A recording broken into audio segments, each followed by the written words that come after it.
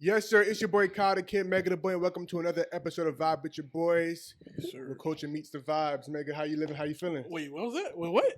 Where culture meets the vibes. I like that. You like Yeah, that? yeah, That just came right there. Yeah, culture meet the Yeah, vibe. that That's came lit. right there, like my dog Okay. Soldier said. You know, sometimes shit just It pop hit out. you. It hit you. Know what I'm saying? Okay. For sure. Nah. If you haven't already noticed, we got a special guest. We got Miami in the building. Fat Jesus. Yo, what they do. Appreciate y'all having me. Most def, man. How's your 2023 been going so far? I ain't gonna lie, it's up and down, but mostly good though. Mostly good. But like I got, I've been working with my artists more, like Soldier Living True, Chrissy Celeste, and just like focusing on like my brand and my label, and like my own little personal like goals and aspirations as far as myself. Now that I like pretty much helped pretty much everybody I could before I got my own like solid foundation to create my own shit. I was going around just helping people. So now that I got my own foundation, I'm just focused on who I'm focused on. Now, I don't want to put anybody in a certain box. So what do you call yourself? What is your title?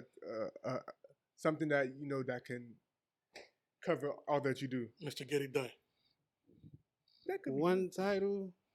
Is there one title, or do you want to give me a few? Give me a few titles. Because the first one would be an A&R. Okay, A&R first.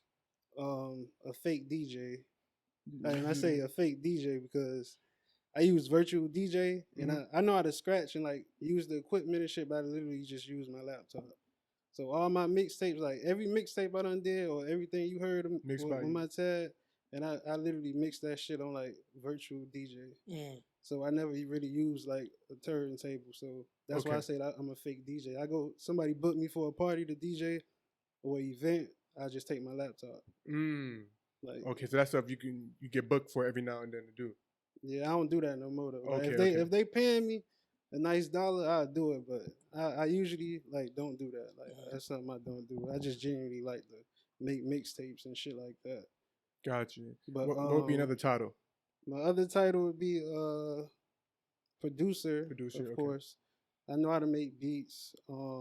I say a graphic designer, a manager, a fucking like.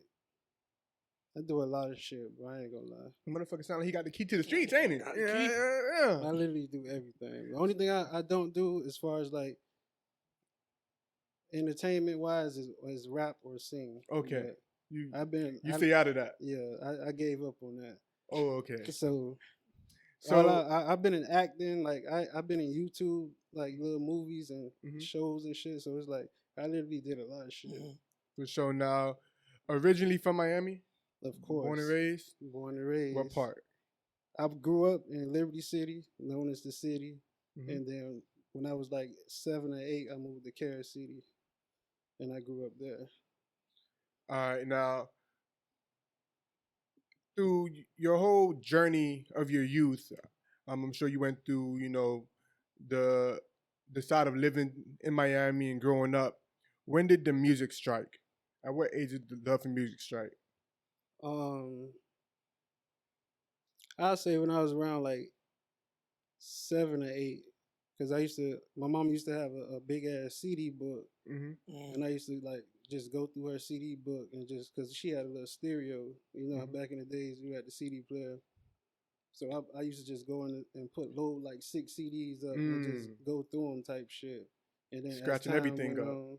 As time went on, I started like when I hit middle school, when everybody had like iPods, Nanos, MP3s. I was burning CDs. I was loading up niggas' MP3 players, they iPods, all that shit. Like I was selling CDs, selling DVDs. You know, LimeWire and shit. Like a motherfucker. Yeah, LimeWire. And then I learned how to burn a CD off Windows Media Player. And I just ran it up. I made like a good, I'll say like 2 bands off CDs. In middle school? In middle school. Oh, shit. So, at that point, was it the love for music or the love for hustling or a bit of both? Honestly, it was a bit of both because I wasn't aware of me being a hustler. Okay. I was just looking at it as like, okay, I got this. I know people want this, so I'm gonna go see Give if them I what they can want. see if I can get somebody to buy this, but see if I can try to get something on top of it. Now you mentioned that you did try the artist route, uh, but what I really want to touch on is when did Fat Jesus transition from artist, and what would that transition to? Whether to being a producer first, Mm, or I say, yeah, that was just Fat Jesus came off just producing like the music production as a whole, like okay, making beats and like understanding like reading the BPM and shit like that. Mm. Like that just came from off like the love and like trying to get an understanding of it type shit. Of so the production of it was really like the thing for me. What made you move on from the artistry part of music and go into other things surrounding music? Um, I started rapping when I was like 16. Mm. And I made like 4, 5 songs, but I seen it was on MySpace. I uploaded on MySpace, Mm-hmm. and I seen they had like they was getting plays and shit. So it's like that's cool and all, but it's like I was also had like how I got my SoundCloud page with all the random songs and Mm-hmm. like mixes and shit like that. I was doing that on MySpace too, but I was just known as 8 Ball, Mm-hmm. 8 Ball 305.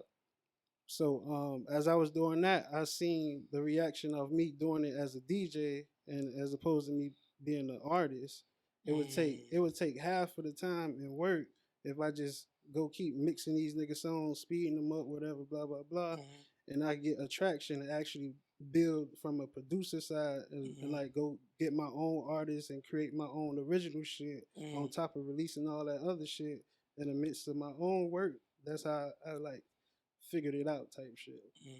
So like, but I learned that at a younger age. That was way before I even applied to actually think to be in music because I Mm-hmm. never thought about being a A&R or DJ or none of that for real. I was just genuinely doing it type Mm-hmm. shit at the same time. So it's like it was a mix. That's why I say it was a mix of both because it's like it was just genuinely happening, but I just never paid attention Yeah. to it. so you're producing but not realizing the other work that you're doing is actually what an A&R does. Right. Okay, I get what you mean by that. Exactly. Now, when stepping into producing, how long were you doing it until like you probably say you got your first like big break, or like as far as like damn, I'm actually Doing this. putting together good work to where the city's receiving it? I say I actually felt well because I actually started like my Fat Jesus brand, like my whole thing for real, like 2015. Mm-hmm. And then I dropped my first mixtape. It was a compilation mixtape. Like my whole goal was to create pretty much a mixtape where I'm getting songs like Drake, Chief Keef, like whoever buzzing, and bring all that attraction to my homeboy who rapping or Mm-hmm. homegirl or whoever, and pretty much like get caught up in that little wave of marketing. Mm-hmm. Mm-hmm. And so I did that the first time, and that shit went buzz. Like I was asking everybody to send me their song. Um, I was telling them email me their song. I wasn't charging people nothing. Like everybody was leaving me on red, scene, and all that shit. So Just it was like like, hitting like local artists. yeah, local artists. Like, because my whole thing for real, my whole agenda is to help Miami. Like I don't care about anything outside of Miami musically. Like I'm aware of people and I know who hip and I like, but when it comes to like the business and what my actual To goal take care of home is, first. yeah, I'm trying to get some structure and help my people down here before I go out this way because I already know what I'm doing. Right. Whether they do or not, it's still my job to shed this light and this knowledge on these people as opposed to just leaving them behind. Right. Right. But that's my whole thing, like as far as when it comes to Miami. But then what were you saying? As far as like the first big moment or break as a producer, Oh, yeah.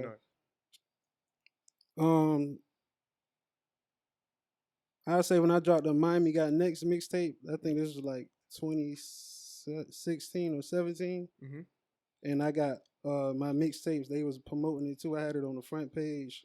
And pretty much like when the whole city of Miami kind of like embraced it and I seen everybody reposting it, like Iceberg and Billy Blue and Trick. I had an exclusive song from Trick Daddy like all type of shit. So it's Okay, like, so it was the music itself on that project. You said a special yeah, song for Trick Daddy, and the whole project in general was able to catch fire in the city. and that's what made me like be like, okay, now I can produce actual like fire shit. Mm-hmm. So then that's when I started working with Major Nine. So original work, I would say Major Nine when I dropped his first project, when I dropped Soldier Living True first project. That was like all within the same year. So once I seen like the Miami Got Next mixtape plus they two projects and all the other shit I was doing, once I seen all that just being a domino effect and everything just coming back full circle and how I seen people embracing it, that's what made me want to take everything serious. Okay, and the Major Nine link up started from 2016. Or It was like 2014 because we was I think we met on Twitter because we yeah, it was on Twitter, and we used to troll a lot, like way worse back in that time on Twitter. So everybody was just making jokes and clowning, and I used to just go viral all the time off that shit. So that's when I started just linking up with local people who I seen potential in and seeing who was trying like pretty much own what I'm on type shit. So that's when I linked up with him, and then I knew Soldier since middle school. So it's like once I did that with Major Nine, and I realized what I was doing. That's when I went and told him, and did the same shit with Soldier Living True. And told him the same shit, did the same shit with him, and that's when everything just literally just went crazy for everybody. How did you actually learn how to produce though? Honestly, just like studying the greats, like as far as like what I wanted to do, I used to look at DJ Khaled Blueprint, fucking DJ Screw, DJ Drama, like DJ Quick, like just a whole like universal of like people who I like seeing was on like the same type of shit I'm on. So I mean, let's kind of talk about that, right? Because I think a lot of people look at like, especially the DJ Khaled, and they be like, "What does he even do?" I think it's something to be said about being able to, whether you make the beat or you get the beat, and then you say, "I know the artist that'll be great for this song," or "I know the artist that'll be great for this song." It's a talent. It's an ear you have to have. So, do you think that talent for you came naturally, or it's something that you had to just really develop over time? To be honest, I'll say it came from my mama because my mama know like music. Okay. And like I grew up with my mama. She was like a single parent for like a good 8 years in my life. So when she'll play music and her little CD book, whatever I come across, like that shit'll be fire. So I just learned off going off what she put me on.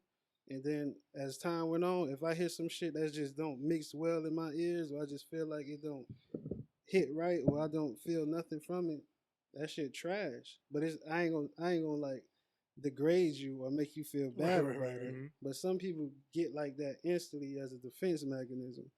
They ain't used to a nigga telling them, "Man, your shit trash. You need to do better." You say it like that. Yeah. Because that's the only way they're gonna understand. All right. If I'm telling you, "Hey, bro, this shit ain't good," you ain't gonna feel it. Cause you gonna think, "Oh, this nigga don't know shit. Yeah, you don't know this shit. nigga just talking." And I'm like, "Hey, boy, that shit trash." And I'm telling you, this shit trash. Yeah. You gonna sit there and be like, "Damn, hey, boy, what I could do to make it better?" But is that the perfect or the best way to approach it? Being that it depends. It depends. Not to cut you off, but it depends on the. It depends on like the environment and the artist for real. Yeah. Like if I know they from the trenches, like you gotta talk to them people rough. Like you can't be in there talking polite to no nigga who got 5 bodies. Like that shit, you can, but when you in different environments, they not gonna understand. You gotta adjust to the environment you in. Yeah, they ain't gonna understand what you saying unless you putting real like passion and emotion behind it. Because niggas don't like everybody be talking and somebody could say something, but it like it don't hit your ear right or it just fly through your ear. But when somebody said in a whole different tone and they come at you more aggressive and you feeling their energy when they talking to you and they waving their hands and shit, you gonna sit there and listen to the nigga and be like, okay, this nigga might know something. Or you gonna be too prideful and have your ego get in the way, be like, oh, this nigga think he knows something. Now, as, as I became a music lover over the years, and I've just heard different things from different artists, and then especially with the space I'm in now, you know, everybody wants you to hear their music, or Every day. sometimes you want to listen to people's music just to see what's going on. I try not to call things trash. I more so try to be like, it's not for me, or I try to be like, maybe there's a certain like demographic that will fuck with that Right. music. I do both. Okay, so So if I tell you your shit trash, I'd be like, that shit trash, but it might go it might go good with this crowd of people. But if you trying to play like to what I like and what you feel me, so you're saying for me, like it's I know trash. good music in general. Like I know if I hear it, I know. But it's not for me. But if that shit don't hit, I know it ain't no hit. But if that shit trash, I'm gonna just tell you it's when trash. the last time you was wrong though? Like I ain't gonna lie. Like Sure. I ain't fuck with that record, but it did never good. wrong. You haven't been You've wrong. never been wrong. Oh God, you got a soldier. Every song I told this nigga was gonna hit, what happened? Yeah. I got plenty of people like this shit real life. I was telling niggas about fucking Sauce Walker, Young Boy, like all the mixtapes I was talking about. Like you go listen to all the mixtapes, bro. That from that time frame, them niggas was coming up, bro. Dog, it's funny you bring up Sauce Walker. A couple years ago, when I first got on Sauce Walker, I was like, bro, this is some gimmicky rap shit. Like, what the fuck this nigga be talking about? That nigga is hard, bro. That nigga is hard. I was telling Soldier this since 2015, bro. That man is lit. Like he top 5. Like people sleep on him because all the little like entertainment shit he be doing on social media. But in real life, dog is on another level. That boy lit. Yeah, he got his song with Babyface Ray. I've been like phone to phone. Nigga Jay-Z vouching for that man, bro. Come on.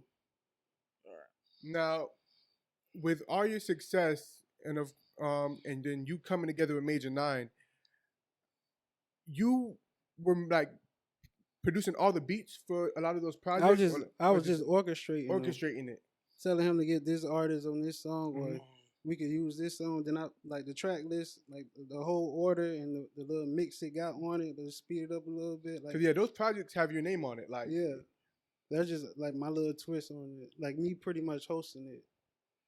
Now, when you see like a Major 9 go perform, and you see the crowd sing along with him, word for word, like damn near like baby making music type shit, like with a lot of his stuff.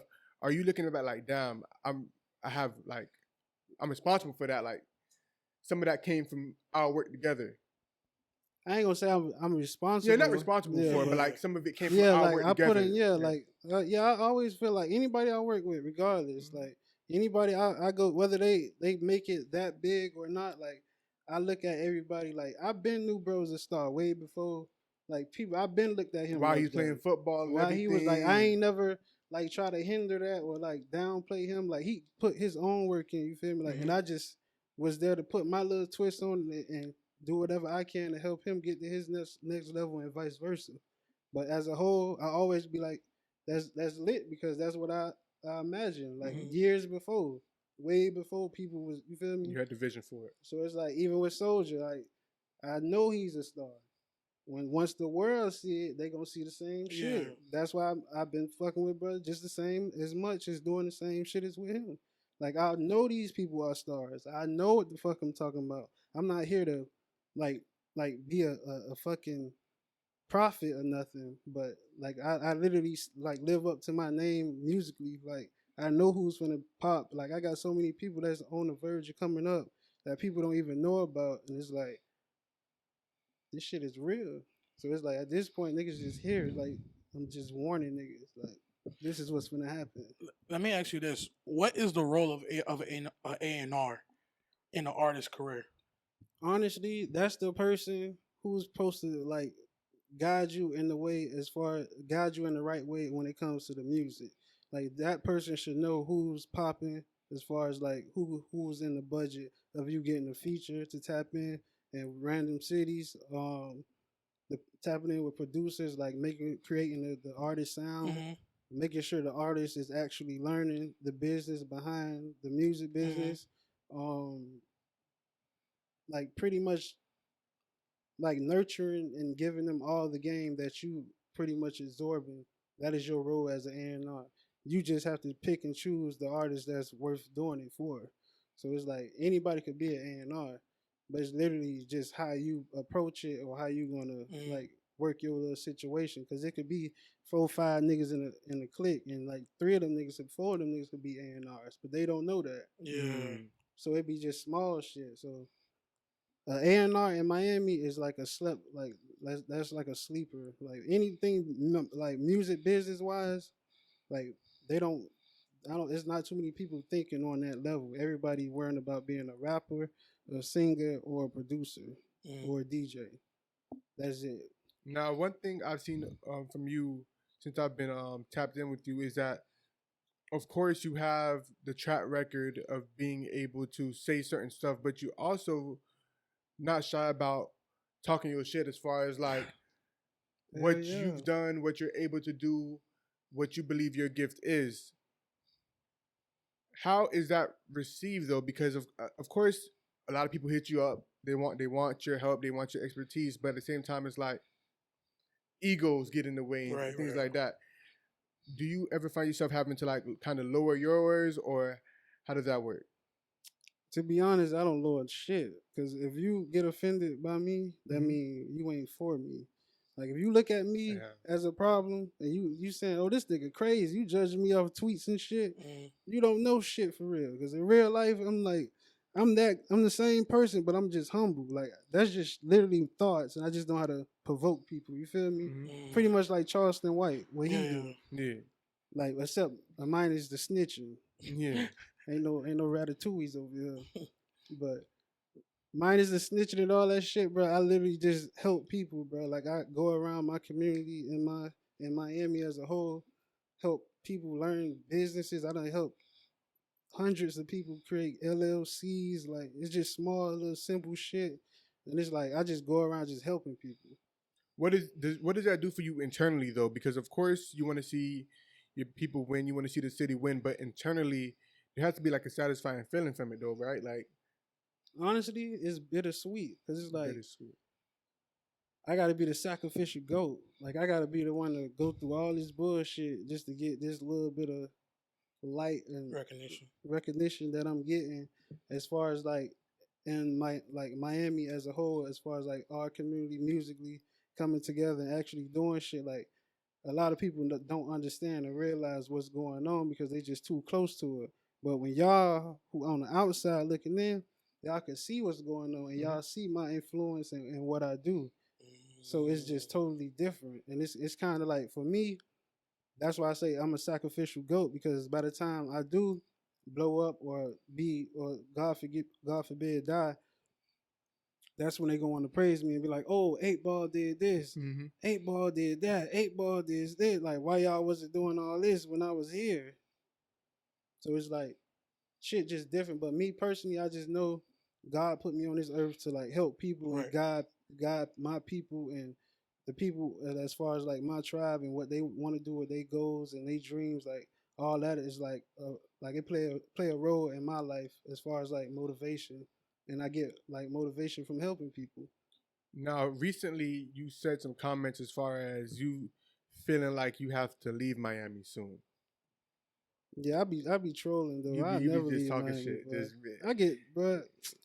I get treated like a king in Miami, bro. I'd be a fool to leave Miami. It's just I just know I gotta do like hella major independent work to build up what I really wanted to be. But I'm gonna travel and like, of course, go to like. Eventually, it will be time to start branching out. But but like I got people in like DMV, LA, and shit like that. Like I'm tapped in, but it's like I really don't care for all that right now because I'm trying to get this shit situated before I go over here and start presenting shit to all these people.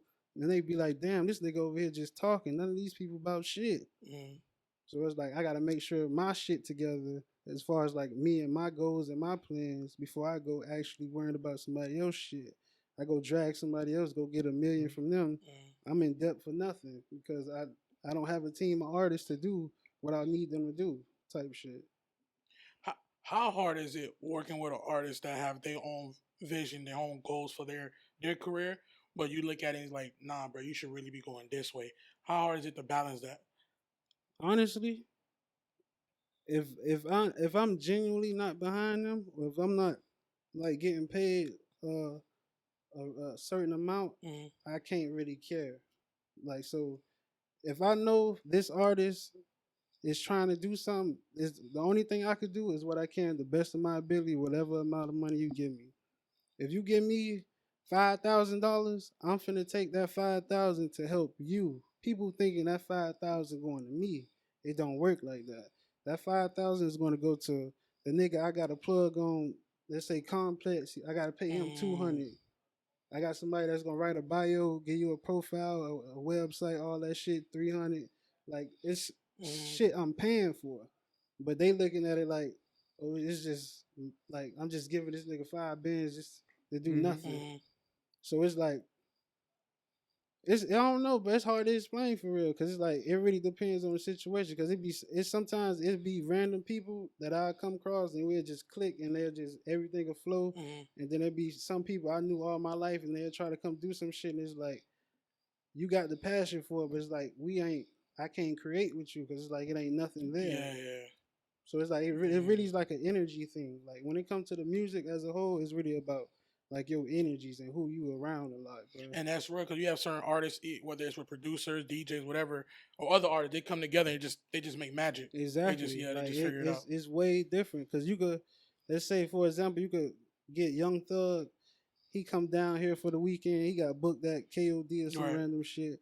You could catch him on the Humbug. You could get 10 bands. He'll do a feature. If you know the right people, he'll do a feature. Yeah, you get you feel me? It's just so much random shit that could happen, but it's like people don't be aware and they don't take advantage of how to make shit happen like that. So it's like it's really it's just so much that's like it's like pretty much smoke and mirrors for real, bro. Cause it's like people will see something at one point, cause it's like you've been rapping to get a gold chain and you got that gold chain. Now you looking in the mirror thinking you the man, but nigga, your Spotify got 20 plays. Damn. You ain't making no money off music, but it's looking like you making music though. Like, well, I don't know. So sometimes the perception of having it is, for some people, is better than even having it. And that's what everybody and their mama fuck up at nowadays. That's why all these rappers they won't post shit if they ain't dressed or they ain't got no chains or they ain't got no money. Perception. Niggas depressed. But they not gonna show that. They just want to show the glory of them doing whatever they want to do, and they want to feed their ego. They want them chains. What you say? The chain rings and things. That's all niggas care about, bro. If you got a chain on, change rings and things. if you got a chain on, oh man, they gonna love you. If you got a chain with the bust down, they don't even care what you rap about. They gonna fake support your shit. You go on Instagram, nigga got 30,000, 40,000 followers, lit. Everybody like your shit. You flame, bro. Every song he preview, flame. They ain't much listen to it. You go to Spotify, that nigga got 20 Spotify listeners monthly. Perception versus reality. And that's where they fuck up at. So I want to kind of, before we end off, I want to ask these last couple questions. 50 Cent is somebody like I study and look at a lot, right? And one of the things, there's a trend with him. When he gives somebody advice, right, and they don't follow the advice, it's like, he's like, okay, do you? But you better not come back to me saying X, Y, and Z, because that's when you see him like start posting and talking shit and doing that and so and so.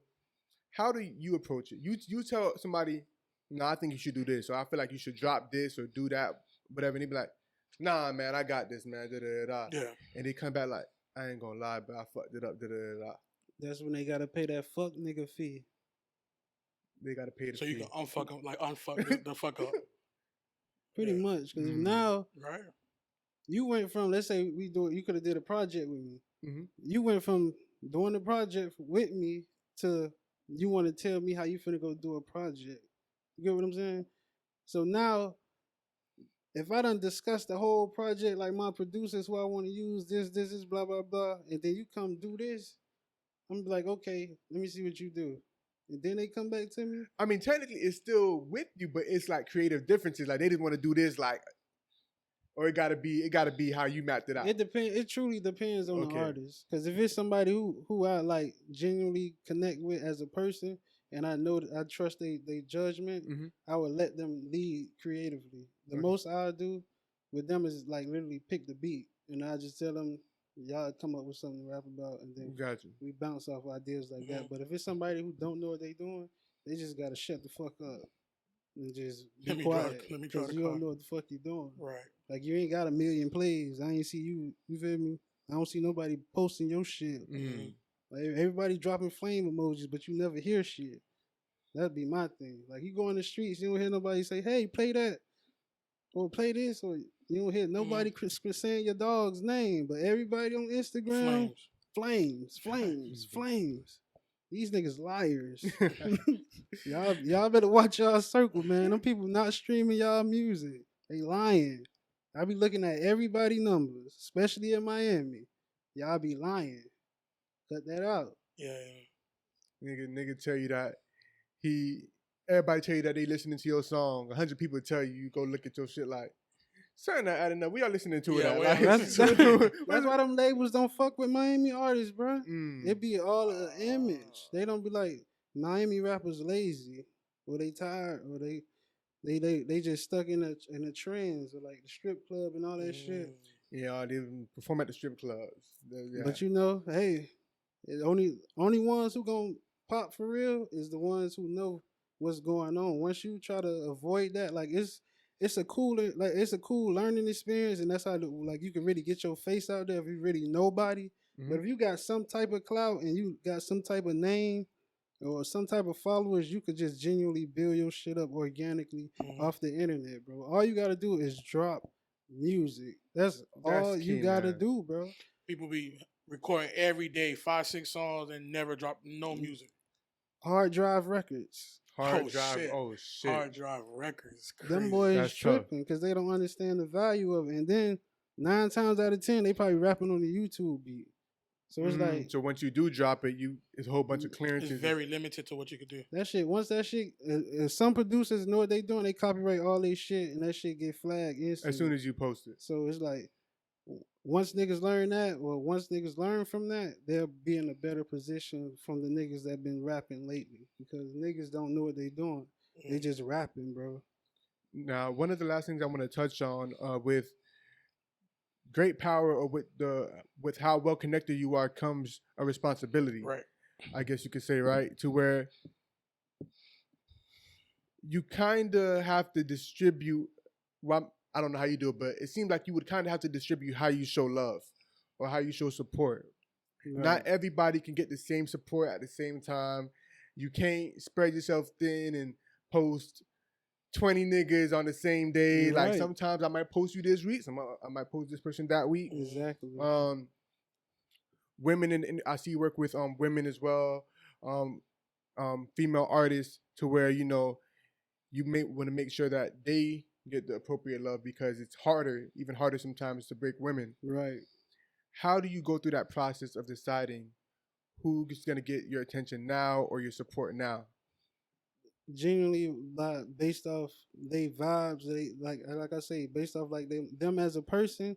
I technically, because like now it's to the point where I know how to create the music that pretty much that everybody want to hear. Mm-hmm. So it's literally about the person. So if I'm coming across a shady motherfucker, but they make great music, I'm not finna fuck with them. I don't care what their music sound like. I'm not gonna blackball them and hate on them, but I'm not finna fuck with them in that point. But if you a cool person and your music semi alright, but I know I could tweak it and get you writers, or you feel me, get certain people to come in here and help you, and I know once you get in the studio with certain energies, they gonna feed off of you. So when I'm in the studio with this person, they'll be on their A games. They be like, damn, I don't want to make 8 Ball mad, because damn, I'm wasting 8 Ball time. Yeah. Like, and as crazy as that sound, people genuinely really be talking to me like that in the studio. Nah, they want to make sure they on their A game, and shit like that. And it's like it's bittersweet, because it's like, damn, why the fuck y'all niggas don't know this? Why nobody ever told y'all could be whatever y'all want, or y'all could do whatever y'all. You just gotta apply yourself. Right. And that's kind of sad, but it's like at the same time, That's why I say it's sweet, because it's like at least I get to spread the energy and knowledge and wisdom on to people, because as I go on and grow, I would want the same in return for everybody around me. Right. So it's like that's just overall. I just be picky with who I just deal with in general. Like if they good vibes and I'm always like vouching for them, or you actually see them with me, or if I interact with them on a daily basis, I genuinely fuck with them people. But as a whole, like I'm done with like picking random talents or just letting niggas come in my DM or be like they do this and that. Like I'm over that. Like if you see me in real life or you paying me, that's different. But all that begging shit, like you following me 2-3 months and you randomly tell me you want to rap and you doing this and that, you thinking I'm finna give you beats and shit. Like nigga, I ain't even gonna cuss you out on this podcast.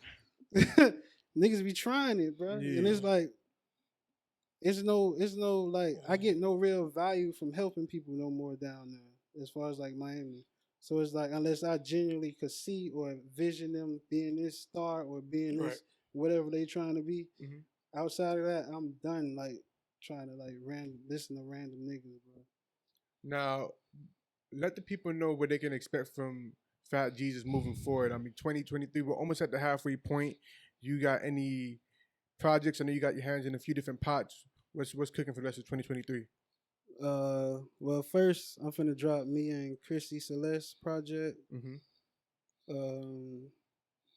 I'm finna do my podcast, Fat Jesus and Friends. Oh shit, okay. That's lit, Fat Jesus and Friends. Finna drop some more music with Soldier Living True, Zelly Boy, Jay Hit Up, like just more music and just like I'm doing more events too. I'm doing open mics. Yeah, I think I seen you did something recently. Yeah, I did an open mic in like January. I think I did that in January, and I'm planning a concert, and then it's just so much events and like just shit trying to help like Miami based, of course, like our community. Like even with me coming over here, I'm gonna tap in and try to like build that bridge from my community over here, and like you feel me, try to help people as a whole and help like bring some type of new energy into our shit for real. For sure, and let the people know where they can follow you at, tap in where you at, everything you got going. Y'all can follow me on Instagram at 8ball305. Yes, sir. On Twitter, it's at 8ball_305 because a nigga done stole my name. You need to give me my name, dog. You know who you is. We ain't got to take it there. But nah, for sure. Yeah, that's it, man. YouTube, everything 8ball305. You can just go on Google Fat Jesus with a $sign as the last S, whatever. Apple Music, Spotify. I'm on everything. Most def, but 8Ball, appreciate you for coming through, man. Make sure you tap in with everything Fat G's got going on. He's really trying to put people in a position to win, and I really appreciate that. Make sure you like, comment, and subscribe. It's Cow the Kid, Mega the Boy, Fat Jesus. And we out. You did.